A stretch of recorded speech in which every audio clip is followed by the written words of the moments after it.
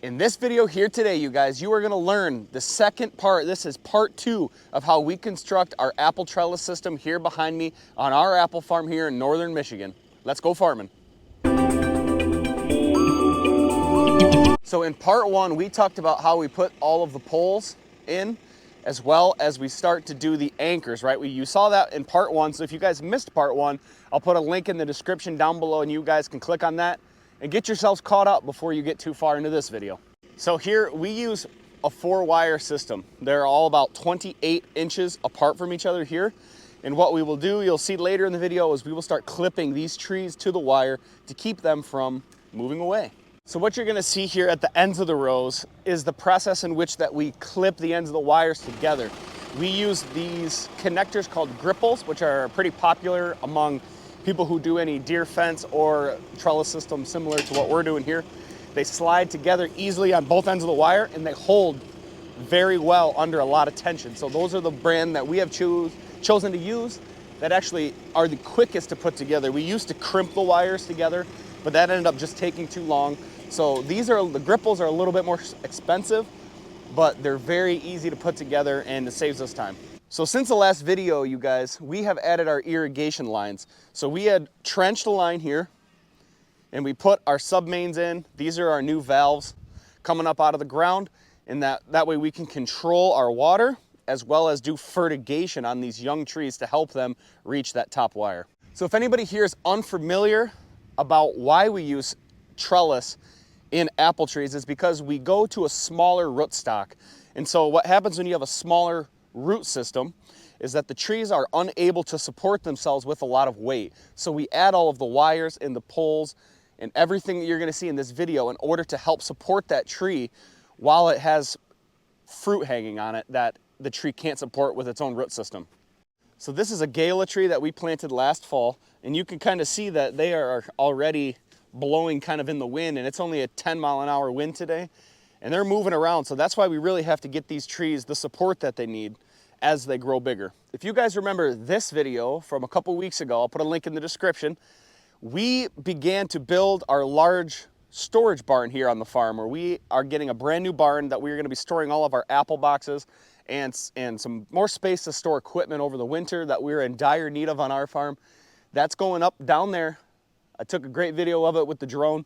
The guys are working on it, and we should be ready for some concrete here in the beginning of June, and then we will put the finishing touches on it. One of the most backbreaking, painstakingly brutal jobs that I have seen in the apple orchard is actually taking the irrigation here that's on the ground and clipping it up to the top wire. We like to clip ours up instead of leaving it on the ground because I like to be able to tell if we have a problem, right? If we have a leak. In the beginning of this farm, way down at the Jonagolds, which you guys have seen before on this channel, we were actually reusing old irrigation from the previous cherry farm that was here. We went through and rolled it up and kept it for about 4 years inside of a barn. And that had a lot of kinks, a lot of cracks, and a lot of cuts. And so we went through and spent a lot of time kind of splicing lines together, and it was so much easier to see where the issues were while the irrigation is up in the air. Otherwise, we would have missed probably 70% of the problems. So the overall wire pulling process is actually pretty simple. What you guys are gonna see is we have our John Deere 5525 hooked up to a trailer that we have constructed our own wire pulling devices with some assistance of some wire grabbers, some clamps from Phil Brown. So you're gonna see that on the trailer, and as well as we've converted an old metal flatbed to hold 4 spinning jennies, they're called, that help us unwind the roller. And if you've been watching the channel for a while, you guys realize that we spend a lot of time building our own things and saving a little money doing that instead of buying things brand new, because we knew that this project was only going to be a 3 or 4 year endeavor to be able to build the high density apple, because at this moment we don't have plans to add any more high density acreage for at least another 10 or 15 years when this farm behind me, behind the barn, that's still on this same little campus here, is ready to come out of production. So we knew we didn't want to buy anything brand new when it wasn't really going to be a super long process.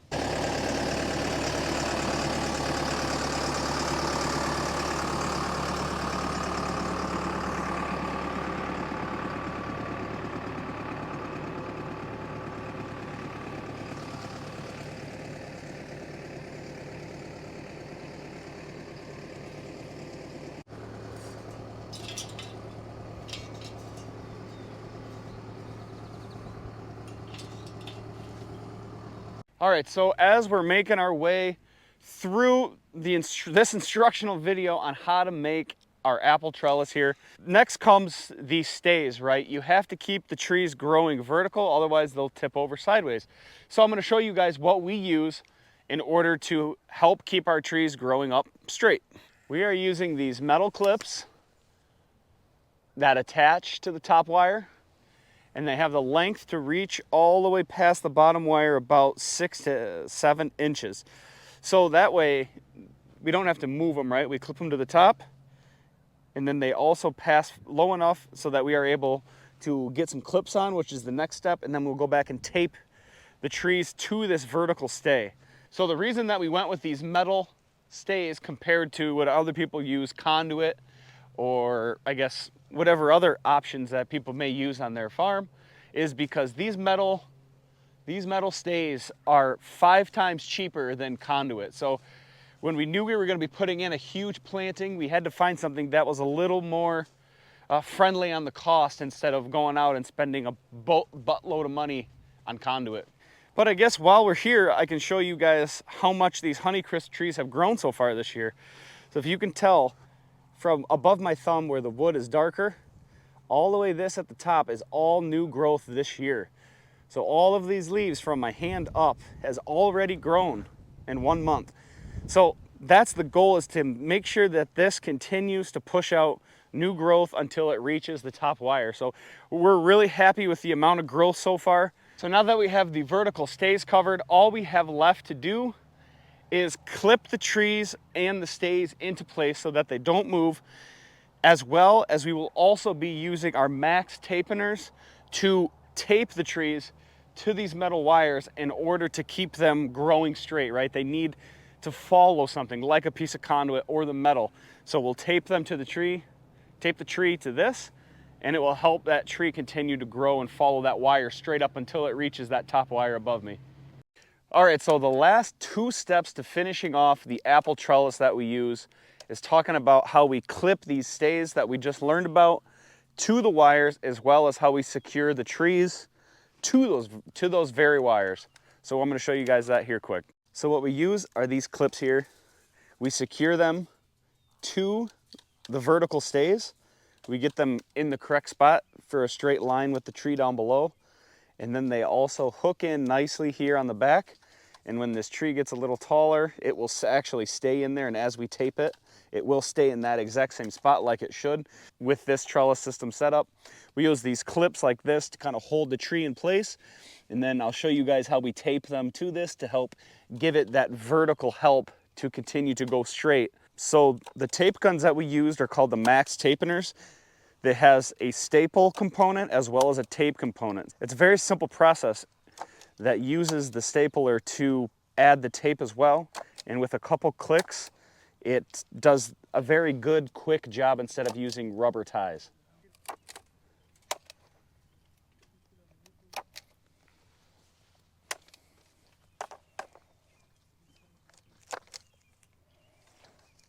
We do our best to not clip in any leaves or branches that are growing. Just want to hook the tape up to the trunk of the tree, and that's what's going to help keep this tree growing vertically and following our metal stay here. As you would imagine, it is quite a bit of staples that you use and quite a bit of tape.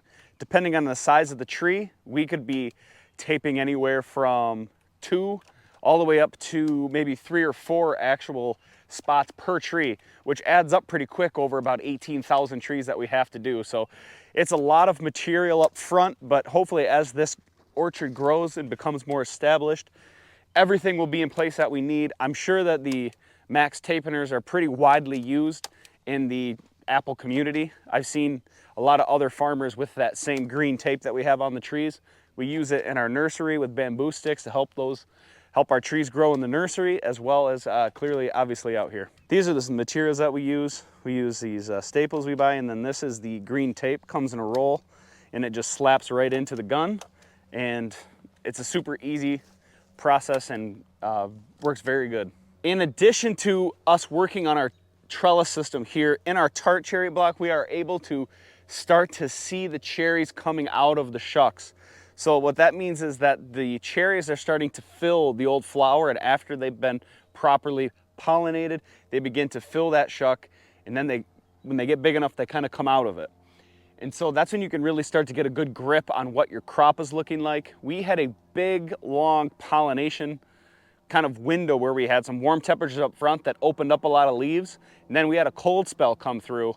And then at the tail end, more flowers opened up. So there was kind of like a secondary pollination that kind of happened.